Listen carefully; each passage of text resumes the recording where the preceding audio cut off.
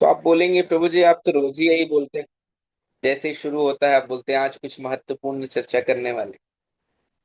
सो आजकल पॉडकास्ट का जमाना है।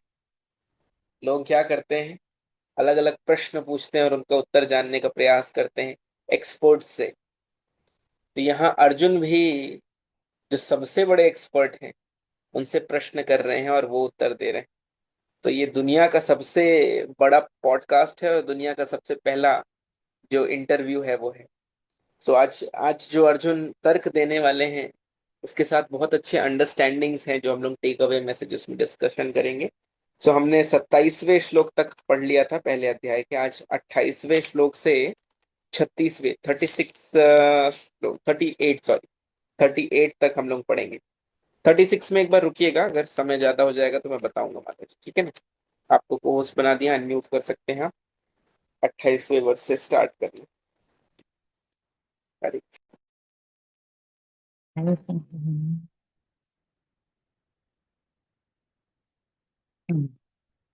हरे कृष्ण हरे दंडक। हरे अर्जुन उवाच दृष्टवे दृष्टद्वेमं स्वजनं कृष्ण युत्सुं समुपस्थितं सीदन्ति मम गात्राणि मुखं च परिशुष्यति। अर्जुन ने कहा, हे कृष्ण, इस प्रकार युद्ध की इच्छा रखने वाले अपने मित्रों तथा संबंधियों को अपने समक्ष उपस्थित देखकर मेरे शरीर के अंग कांप रहे हैं और मेरा मुख सूखा जा रहा है। यथार्थ भक्ति से युक्त मनुष्य में वे सारे सद्गुण रहते हैं जो सत्य पुरुषों या देवताओं में पाए जाते हैं, जबकि अभक्त अपनी शिक्षा तथा संस्कृति के द्वारा भौतिक योग्यताओं में चाहे कितना ही उन्नत क्यों न हो, इन ईश्वरीय गुणों से विहीन होता है। अतः स्वजनों, मित्रों तथा संबंधियों को युद्ध भूमि में देखते ही अर्जुन उन सबों के लिए करुणा में अभिभूत हो गया जिन्होंने परस्पर युद्ध करने का निश्चय किया है। जहां तक उसके अपने सैनिकों का संबंध था, वह उनके प्रति प्रारंभ से ही दयालु था, किंतु विपक्षी दल के सैनिकों की आसन्न मृत्यु को देखकर वह उन पर दया का अनुभव कर रहा था। और जब वह इस प्रकार सोच रहा था तो उसके अंगों में कंपन होने लगा और मुख सूख गया। उन सबको युद्धाभिमुख होकर देखकर उसे आश्चर्य भी हुआ। प्राय सारा कुटुंब, अर्जुन के सगे संबंधी उससे युद्ध करने आए थे। यद्यपि इसका उल्लेख नहीं है, किंतु तो भी सहज अनुमान लगाया जा सकता है कि न केवल उसके अंग कांप रहे थे और मुख सूख रहा था, अपितु वह दयावश रुदन भी कर रहा था। अर्जुन में ऐसे लक्षण किसी दुर्बलता के कारण नहीं, अपितु हृदय की कोमलता के कारण थे, जो भगवान के शुद्ध भक्त का लक्षण है। अतः कहा गया है, यस्यास्ति भक्तिर्भगवत् किंचना सर्वगुणैस्तत्र समासते सुराः हरा भक्तस्य कुतो महद्गुणा मनोरथे नास्ति ना सति धावतो बहि। जो भगवान के प्रति अविचल भक्ति रखता है उसमें देवताओं के गुण पाए जाते हैं, किंतु जो भगवत भक्त नहीं है उसके पास भौतिक योग्यताएं ही रहती हैं जिनका कोई मूल्य ही नहीं है। इसका कारण यह है कि वह मानसिक धरातल पर मंडराता रहता है और ज्वलंत भाषा के द्वारा अवश्य ही आकृष्ट होता है। वे युथश्च शरीरे में सोमहर्षश्च जायते गांडीवं संसृते सहस्तात् तक वैचैव परिद्यते। मेरा सारा शरीर कांप रहा है, मेरे रोंगटे खड़े हो रहे हैं, मेरा गांडीव धनुष मेरे हाथ से सरक रहा है और मेरी त्वचा जल रही है। शरीर में दो प्रकार का कंपन होता है और रोंगटे भी दो प्रकार से खड़े होते हैं। ऐसा या तो आध्यात्मिक परमानंद के समय हो या भौतिक परिस्थितियों में अत्यधिक भय उत्पन्न होने पर होता है। दिव्य साक्षात्कार में कोई भय नहीं होता। इस अवस्था में अर्जुन के जो लक्षण थे वे भौतिक भय अर्थात जीवन की हानि के कारण है। अन्य लक्षणों से भी यह स्पष्ट है कि वह इतना अधीर हो गया कि उसका विख्यात धनुष गांडीव उसके हाथ से सरक रहा था और उसकी त्वचा में जलन उत्पन्न हो रही थी। ये सब लक्षण देहात्म बुद्धि से जन्य हैं। न च शक्नोम्यवस्थान्तुं भ्रमतीव च मे मनः निमित्तानि च पश्यामि विपरीतानि केशव। मैं यहाँ अब और अधिक खड़ा रहने में असमर्थ हूँ। मैं अपने को भूल रहा हूँ और मेरा सिर चकरा रहा है। हे कृष्ण, मुझे तो केवल अमंगल के कारण दिख रहे हैं। अपने अधैर्य के कारण अर्जुन युद्ध भूमि में खड़ा रहने में असमर्थ था, और अपने मन की दुर्बलता के कारण उसे आत्म विस्मृति हो रही थी। भौतिक वस्तुओं के प्रति अत्यधिक आसक्ति के कारण मनुष्य ऐसी मोहमय स्थिति में पड़ जाता है। वहम द्वितीयाभिनिवेशतः स्यात् वेश्वतः स्यात्। भागवतम 11.2.37।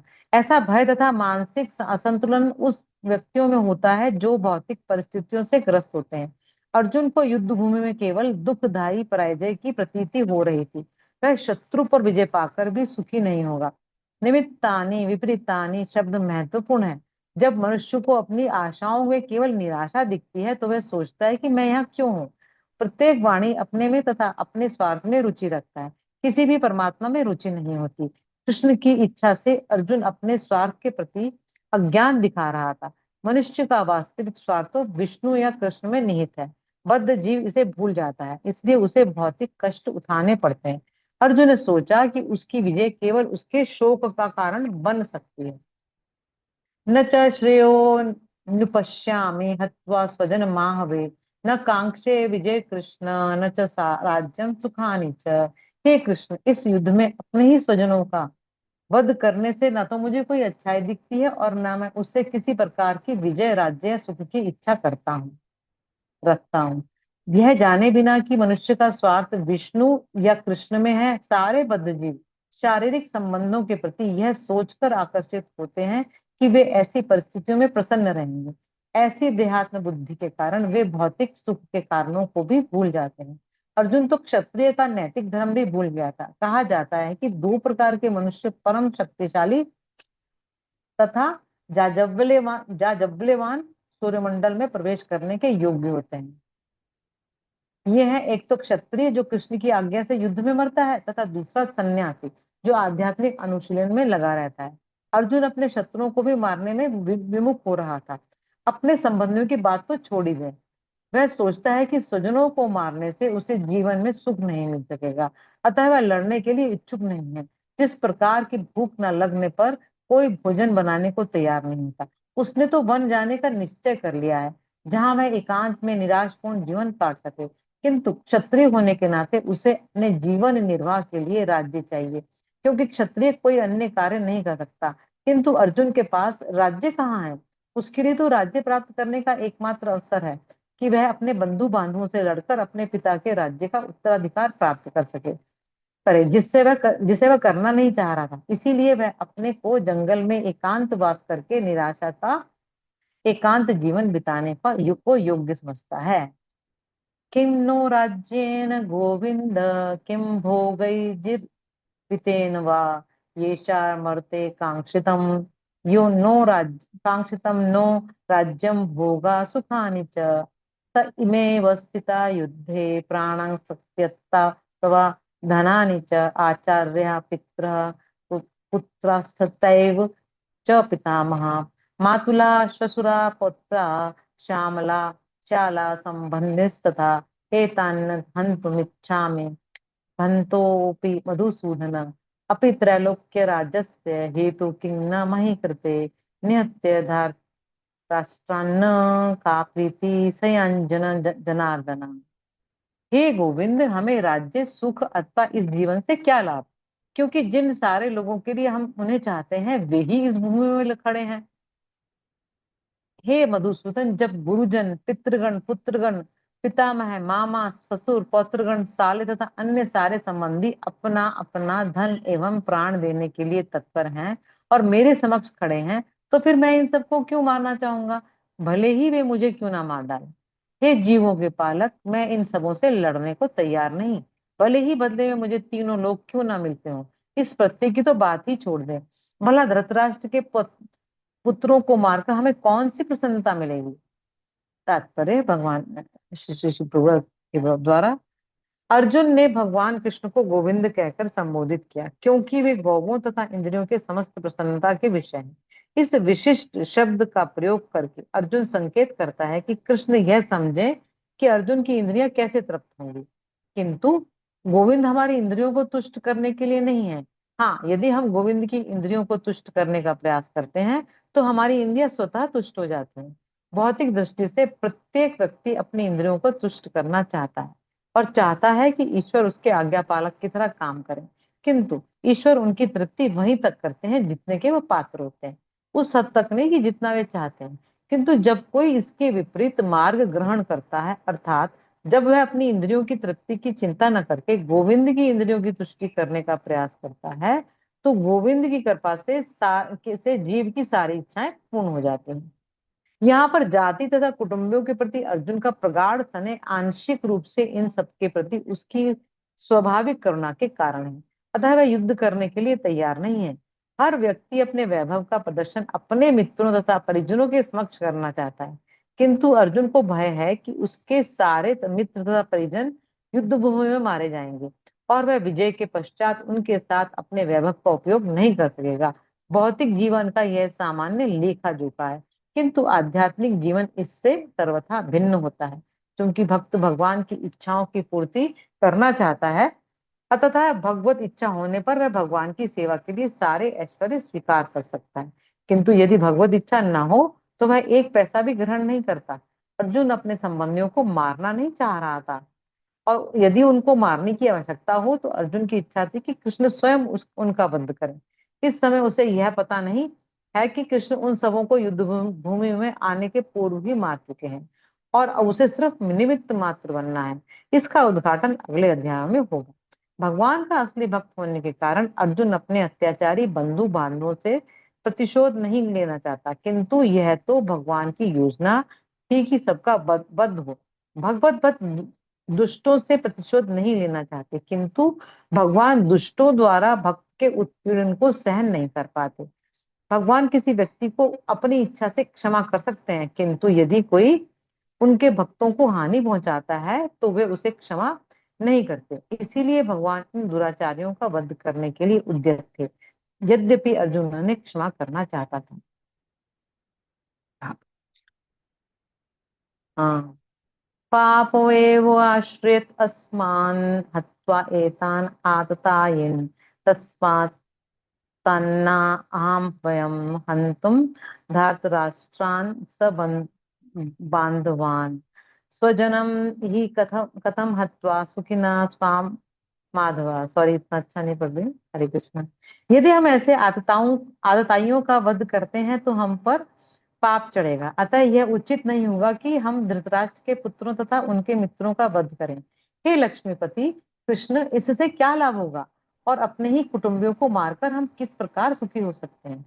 वैदिक आदेश के अनुसार आतताई 6 प्रकार के होते हैं: विष देने वाला, घर में अग्नि लगाने वाला, घातक हथियार से आक्रमण करने वाला, धन लूटने वाला, दूसरे की भूमि हड़पने वाला तथा पराई स्त्री का अपहरण करने वाला। ऐसे आतताइयों का तुरंत वध कर देना चाहिए, क्योंकि इनके वध से कोई पाप नहीं लगता। आतताइयों का इस तरह वध करना किसी सामान्य व्यक्ति को शोभा दे सकता है, किंतु अर्जुन कोई सामान्य व्यक्ति नहीं है, वह स्वभाव से साधु है। अतः वह उनके साथ साधुवत व्यवहार करना चाहता था, किंतु इस प्रकार का व्यवहार क्षत्रिय के लिए उपयुक्त नहीं है। यद्यपि राज्य के प्रशासन के लिए उत्तरदायी व्यक्ति को साधु प्रकृति का होना चाहिए, किंतु उसे कायर नहीं होना चाहिए। उदाहरणार्थ, भगवान राम इतने साधु थे कि आज भी लोग राम राज्य में रहना चाहते हैं, किंतु उन्होंने कभी कायरता प्रदर्शित नहीं की। रावण आतताई था, क्योंकि वह राम की पत्नी सीता का अपहरण करके ले गया था, किंतु राम ने उसे ऐसा पाठ पढ़ाया जो विश्व इतिहास में बेजोड़ है। अर्जुन के प्रसंग में विशिष्ट प्रकार के आतताइयों से भेंट होती है। ये हैं उसके निजी पितामह, आचार्य, मित्र, पुत्र, पौत्र इत्यादि। इसलिए अर्जुन ने विचार किया कि उनके प्रति वह सामान्य आतताइयों जैसा कटु व्यवहार ना करे। इसके अतिरिक्त साधु पुरुषों को तो क्षमा करने की सलाह दी जाती है। साधु पुरुषों के लिए ऐसे आदेश किसी राजनीतिक आपातकालीन से अधिक महत्व रखते हैं। इसलिए अर्जुन ने विचार किया कि राजनीतिक कारणों से स्वजनों का वध करने की अपेक्षा धर्म तथा सदाचार की दृष्टि से उन्हें क्षमा करना कर देना श्रेयस्कर होगा। अतः क्षणिक शारीरिक सुख के लिए इस तरह वध करना लाभप्रद नहीं होगा। अंततः जब सारा राज्य तथा उससे प्राप्त सुख स्थायी नहीं है तो फिर अपने स्वजनों को मारकर हरे कृष्णा। अंकल जी पानी पी लीजिए आप, कोई दिक्कत नहीं। हरि बोल। आप प्लीज प्लीज पानी पी लीजिए, हो हम लोग गया। रीड करते हैं क्या। हरे कृष्णा प्रभु जी, हो गया नाम। हम्म, साधु पुरुषों को ऐसे आदेश किसी राजनीतिक आपातकालीन से अधिक महत्व रखते हैं। इसलिए अर्जुन ने विचार किया कि राजनीतिक कारणों से स्वजनों का वध करने की अपेक्षा धर्म तथा सदाचार की दृष्टि से उन्हें क्षमा कर देना श्रेयस्कर होगा। अतः क्षणिक शारीरिक सुख के लिए इस तरह वध करना लाभप्रद नहीं होगा। अंततः जब सारा राज्य तथा उससे प्राप्त सुख स्थायी नहीं है, तो फिर अपने स्वजनों को मारकर वे अपने ही जीवन तथा शाश्वत मुक्ति को संकट में क्यों डाले। अर्जुन द्वारा कृष्ण को माधव तथा लक्ष्मीपति के रूप में संबोधित करना भी सार्थक है। वह लक्ष्मीपति कृष्ण को यह बताना चाह रहा था कि वे उसे काम करने के लिए प्रेरित न करें जिससे अनिष्ट हो, किंतु कृष्ण कभी भी किसी का अनिष्ट नहीं चाहते, भक्तों का तो कदापि नहीं। हरि बोल। थैंक यू, बस हरे यहीं तक कृष्ण। पढ़ना था। जी बिल्कुल, Hare Krishna. Thank you so much माता जी। आप रुके नहीं, आपका गला साथ नहीं दे रहा था उसके बाद भी। Thank you Saurabh Prabhu, very nicely ji screen share कर रहे थे आप। तो आई होप डिवोटीज आप लोग साथ साथ में रीड कर रहे हो, अदरवाइज बहुत डिफिकल्ट होगा कि हम सब एक पेज में रहें समझने के लिए। सो 28वां जो हमने वर्ष पढ़ा शिला प्रभुपाद, उसमें बता रहे हैं कि अर्जुन तो अपना जो रीजंस हैं वो देना शुरू कर देते हैं कि अब मुझे ऐसा लग रहा है कि पूरा मेरा शरीर जो है वो कंपन कर रहा है और मुख मेरा सूखा जा रहा है। प्रभुपाद जी इसमें बता रहे हैं कि डिवोटीज जो होते हैं, भगवान के भक्त होते हैं, उनके अंदर सारे गुण होते हैं। ये कैसे हो जाता है? क्योंकि वो फॉलो ऐसे को कर रहे होते हैं जो ऑल गुड है। जब आप ऑल गुड को फॉलो करोगे तो उनके धीरे धीरे धीरे धीरे जो क्वालिटीज होते हैं वो आप में आते हैं। भगवान को हम देखते हैं कि भगवान क्या है, करुणा सिंधु। वैसे ही भक्तों को भी देखते हैं, वो भी करुणा में रहते हैं। भगवान को हम देखते हैं कि भगवान दोषारोपण नहीं करते। भगवान देखते हैं कि कारण क्या है। तो भक्त भी ऐसे, तो धीरे धीरे समय लगता है डेफिनेटली। हमें ये नहीं सोचना चाहिए कि अब अगली बार मंदिर में आए और देखे अरे प्रभु जी ये तो तिलक लगाए थे, कंठी पहने थे, ये कैसे दोषारोपण कर रहे, ये कैसे। तो ये समझना पड़ेगा सब अलग अलग क्लासेस में है, अलग अलग क्लास में पढ़ाई चल रही हो। फिर अर्जुन आगे उदाहरण दे रहे हैं, बोलते बोलते ऐसी स्थिति हो रही है कि अब गांडीव छूटा जा रहा है उनके हाथ से। अब कोई बोलेगा कि भाई गांडीव छूटा जा रहा है लेकिन श्लोक पे श्लोक बोले जा रहे हैं, अभी तो हमने 4 और पढ़ लिए और कल 4 5 और पढ़ेंगे, तो ऐसी कैसी अवस्था है। तो अर्जुन का गांडीव भय के कारण नहीं छूट रहा था।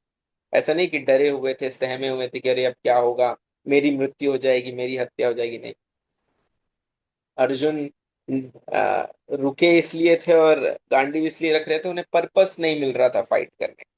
उन्हें ऐसा लग रहा था सिर्फ मेरा स्वार्थ है ये, इस युद्ध को जीतना। तो ये भक्तों का गुण होता है, वो ये एनालाइज करना चाहते हैं कि भाई सिर्फ मेरे आनंद के लिए। दुर्योधन क्या बोल रहा था पिछले श्लोक में? ये जो लोग यहाँ एकत्र हुए हैं मेरे लिए मरने के लिए तैयार। बड़े प्यार से बोल रहा है वो कि मेरे लिए मरने के लिए आए हैं ये लोग, सब मरेंगे। तो उसके लिए महत्व पूर्ण क्या है कि भाई मेरा जीवन जो है वो बढ़िया चलता रहना चाहिए। मेरे लाइफ में कोई भी कटौती नहीं होनी चाहिए, उसके लिए किसी को अपना जान क्यों ना देना पड़े। फिर आगे के वर्सेस में हम देखते हैं अर्जुन रीजंस दे रहे हैं कि I don't see any good, कुछ मुझे सही इसमें समझ में नहीं आ रहा है। और भगवान को अलग अलग नाम से संबोधित कर रहे हैं। जब हम 32 से 35वें श्लोक तक हमने पढ़ा तो भगवान, अच्छा सॉरी मेरा कैमरा ही बंद है। ओके। जिनका कैमरा बंद रहता है समझिए कि कैसा लगता है, तो उदाहरण उनके लिए। ओके। सो गोविंद शब्द का अर्थ है, गो जो शब्द है उसका दो मतलब होता है। एक अर्थ है गाय, और दूसरा है हमारी इंद्रियां। सो गोविंद, गोपाल और भगवान के जो अलग अलग नाम हैं, इसका अर्थ यही है कि इंद्रियों को और गैयों को जो है आनंद प्रदान करते हैं, तुष्ट करते हैं। तो अर्जुन क्योंकि कंफ्यूज्ड हैं अभी, ही इज आस्किंग, वो बोल रहे हैं कि भाई प्लीज मेरी इंद्रिय जो है उसको तुष्ट करिए, मैं परेशान हूँ थोड़ा सा। प्रभुपाद जी लेकिन कह रहे हैं कि भक्तगण जो होते हैं वो कृष्ण से सेवा नहीं लेते हैं, कृष्ण की सेवा करने का प्रयास करते हैं। सो न्यूफाइड स्टेट में जब नए अवस्था में व्यक्ति भक्त रहता है तो वो ऐसा करता है, वो भगवान को ही सेवा में लगा देता है। कि भगवान किशोर किशोरी जी ये कर दो, ये कर दो, ये कर दो। लेकिन जैसे ही वो समझता है, फिर वो क्या प्रयास करता है, अपनी इंद्रियों से भगवान की सेवा करने का प्रयास करता है। और एक दूसरा नाम भी यहाँ अर्जुन लेते हैं, ये जो 32 से 35 हमने श्लोक पढ़ा, मधुसूदन कहते हैं। तो क्यों कह रहे हैं इन सब सब चीजों का कारण है, क्यों कह रहे हैं जो मधुसूदन है, भगवान का जो नाम पड़ा, क्योंकि उन्होंने मधु नाम के एक राक्षस का वध किया था। तो मधु और कैटव नाम के ये जो दो राक्षस थे, ये दुनिया के फर्स्ट हैकर थे। बोले आई, ऐसे कैसे? तो इन्होंने ब्रह्मा जी का ब्रेन हैक कर लिया था, जो उनका नॉलेज सोर्स है वही हैक कर लिया था। और भगवान ने फिर उनका वध किया था, तो मधु को मारने वाले मधुसूदन। तो बोल रहे हैं ये नॉलेज, मेरा भी जो ज्ञान है वो हर लिया गया है, मुझे इनडिसीजन हो रहा है, मैं समझ नहीं पा रहा हूँ कि क्या इस क्षण में करना चाहिए। तो भाई मेरे अंदर का भी जो कंफ्यूजन है वो मारिए। और फिर 36वें श्लोक में अर्जुन अलग अलग उदाहरण देते जा रहे हैं। वो बोल रहे हैं कि भाई ये आताताई हैं, और श्रील प्रभुपाद इतने अच्छे से परपट में एक्सप्लेन कर रहे हैं कि 6 तरीके की आताताई।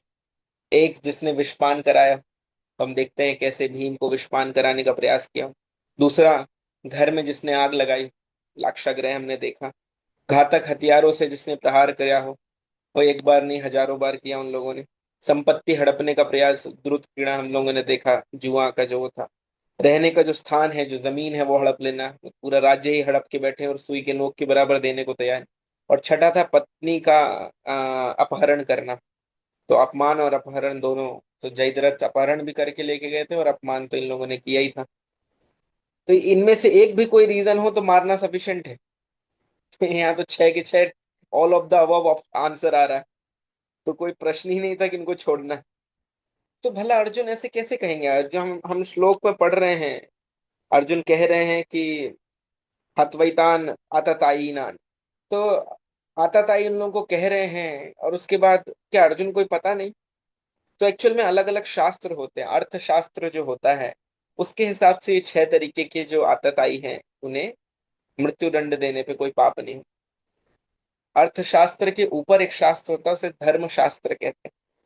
धर्मशास्त्र में व्यक्ति जो है वो अर्थशास्त्र की जैसे ऐसा नहीं कि आतताई को तुरंत मार दे और ये करे, उनको क्षमा करने का, फॉरगिव करने का नेचर। तो अर्जुन अर्थशास्त्र के ऊपर जाके धर्मशास्त्र की बात कर रहे थे। लेकिन हम लोग देखते हैं कि कृष्ण जो है वो बोलेंगे कि मारो। तो धर्मशास्त्र के ऊपर होता है भक्ति शास्त्र। और भक्ति शास्त्र का मतलब जो भगवान डायरेक्ट कह रहे हैं, वो और प्रोफाउंड वर्जन है। जो भगवान ने कहा वो करना है, उसमें इफ एंड बट्स नहीं आना चाहिए। आप लोगों ने सुना होगा कि युधिष्ठिर महाराज जो है उन्हें नर्क जाना पड़ता है, कुछ समय के लिए नर्क का दर्शन होता है। तो वो जो पहली बार सुन रहा होगा बोलेगा वाह, कौरवों का सुना कि स्वर्ग चले गए, और पांडवों का सुना कि नर्क। तो भाई ये तो इतना भलाई का तो जमाना ही नहीं था, हम तो पहले ही सोचते थे। आज आपने क्लियर भी कर दिया कि भाई क्या इतना चिंता करना, आराम से दुर्योधन की वृत्ति जैसी है वैसे ही रहे। तो नर्क गए नहीं थे, बस नर्क का आभास हुआ था उन्हें। और उसका कारण इंद्र ने स्वयं बताया था। क्योंकि भगवान ने जब कहा कि भाई ये अश्वत्थामा मर गया, ये बोल दो, तो उस समय जब स्वयं कृष्ण ये कह रहे थे कि करना है, उसके बाद भी आप क्या कह रहे थे? मैं तो धर्मराज हूं, मैं झूठ नहीं बोलता। भगवान के सामने कोई कुछ सच और झूठ नहीं होता है। भगवान एब्सोल्यूट ट्रुथ, परम सत्य के सामने जब वो कुछ कह रहे हैं, तो सत्य और झूठ नहीं बचता है कुछ, वो परम सत्य है जो भी वो कहने के लिए कह रहे हैं। और क्योंकि युधिष्ठिर महाराज थोड़ा सा कतराए थे, इसके चलते ये जो नरक का दर्शन है जो थोड़ा किया गया था, कि वॉट एवर कृष्णा से वो बहुत इंपॉर्टेंट है उसे। तो ये तो हमने डिस्कशन किया श्लोकों का। इनमें बहुत सारे टेक अवे मैसेजेस हैं। 5 मिनट में पता नहीं कैसे कवर करूंगा मैं, देखते हैं जितना हो सके। तो पहला जो टेक अवे मैसेज है, जो 28वां हमने श्लोक पढ़ा, उससे हमें ये समझ में आ रहा है कि our calibre is not just seen when we give our best. हमारा कौशल जो है, जब हम अपना बेस्ट दे रहे हैं, सिर्फ तब नहीं दिखता। जब पूरी परिस्थिति विपरीत हो जाए, उस समय हम क्या कर रहे हैं, उससे हमारा एक्चुअल में कैलिबर, हमारी कैपेबिलिटी और हमारा कौशल पता चले। अर्जुन अभी इस युद्ध के पहले ही, विराट नगरी में जब ये युद्ध हुआ था, और बृहनलला थे और बहन लला का वो जो श्राप है उस समय खत्म हुआ, और उत्तर कुमार जो है अकेले रथ में जा रहे हैं और सारथी अर्जुन बने हुए, और सब हंस रहे हैं कुरुवंशी की एक छोटे बच्चे को भेज दिया है विराट राजा ने, और वो बेचारा भयभीत हो गया, कांपने लगा। फिर उसके बाद अर्जुन बोलते हैं कि अभी अपना टाइम आ गया है। अर्जुन अपने शस्त्र जो छुपाए हुए थे वो निकालते हैं, और एक टंकार से उसके सबके हृदय जो है पूरा एकदम कलह हो गया, और एक बाण से उन्होंने भीष्म और गुरु द्रोण कृपाचार्य सबके चरणों के पास वो बाण गया और प्रणाम किया उन्होंने। और द्रोण और भीष्म एक दूसरे से कह रहे हैं कि अगला बाण जो है वो प्रणाम करने के लिए नहीं आएगा, उसके परिणाम के लिए तैयार रहो। और एक अकेले अर्जुन ने पूरी कौरव सेना, ये सब लोग जो युद्ध कर रहे थे, प्रैक्टिकली जितने बड़े योद्धा थे सब थे वहां, कर्ण वगैरह सब कुछ, सबके धनुष तोड़ दिए थे अर्जुन ने अकेले। तो कौशल दिखाने की बात ऐसा नहीं है कि किसी से कम थे, लेकिन जीवन में हर समय ऐसा नहीं है कि हमारे स्किल्स के बेसिस पे ही हम जीवन जी लेंगे। द्वंद कभी कभी अंदर भी शुरू होता है, और जब वॉर अंदर चल रही होती है ना, तब बाहर परफॉर्म करना बहुत डिफिकल्ट होता है। तो उस समय बहुत जरूरी है ये गीता का जो विजडम है, जो ज्ञान है, उसको हम अपने जीवन में अपनाएं। और नेक्स्ट जो श्लोक आता है 1.29, उसमें हम देखते हैं कि कैसे अर्जुन जो है वो अपनी फीलिंग्स भगवान को रिवील कर रहे हैं। वो बोल रहे हैं कि भाई, my body is trembling, my hair standing at end, मेरे जो बाल है वो खड़े हो गए, गांडीव जो है खिसक रहा है। पता नहीं किसने हमें बचपन से सिखा दिया है कि भाई आप किसी से अपनी बात बोलो मत, एक्सप्रेस मत करो। ये सबसे बड़ी बीमारी। कोई भी परिस्थिति हो, revealing our feeling is the beginning of healing. अपनी फीलिंग्स रिवील करना हीलिंग के लिए पहला कार्य है, पहला स्टेप। और वहीं समाप्त नहीं हो जाना चाहिए, we have to reveal.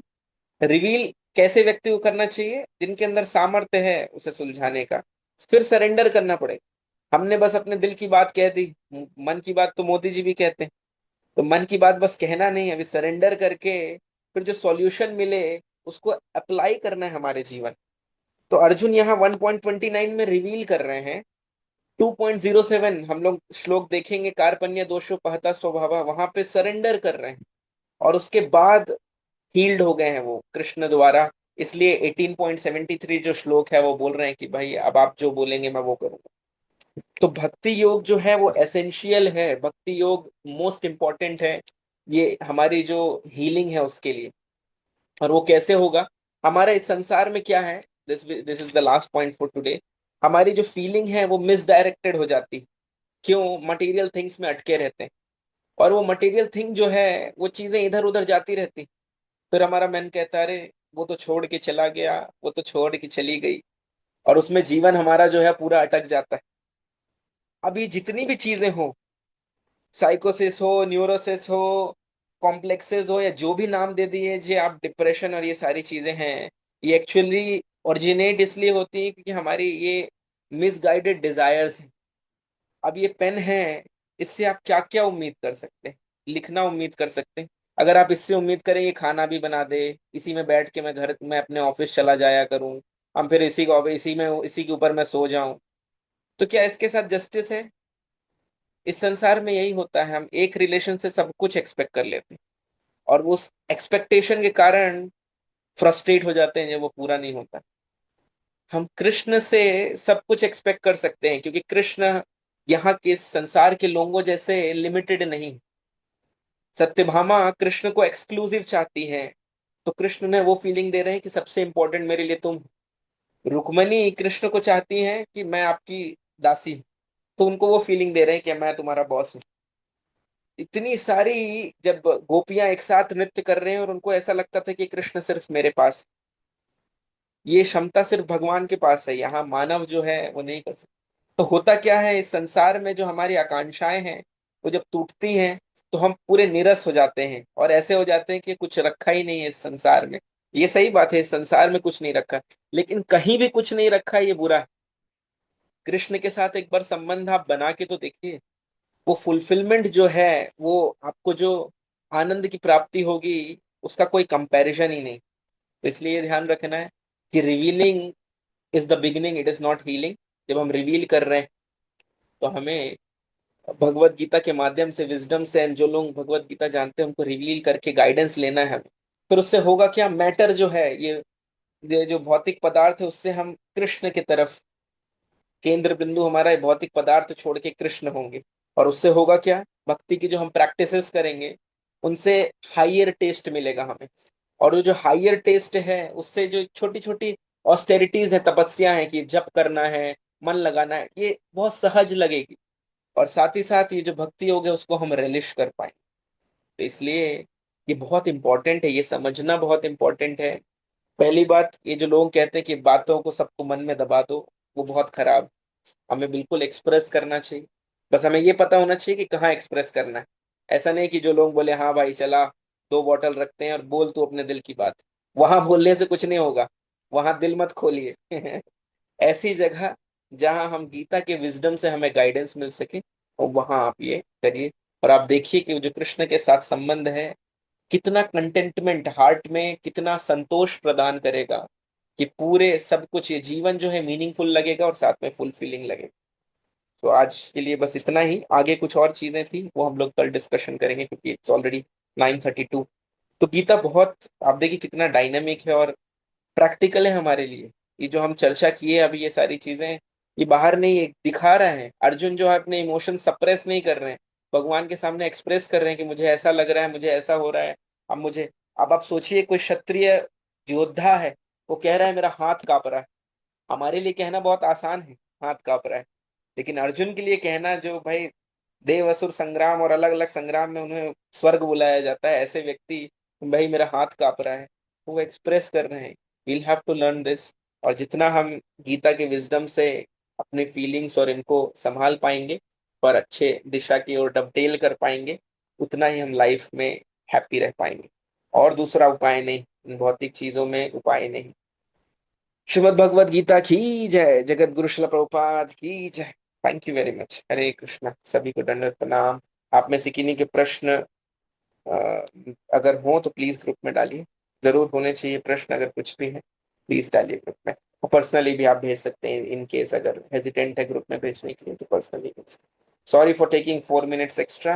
Hare Krishna.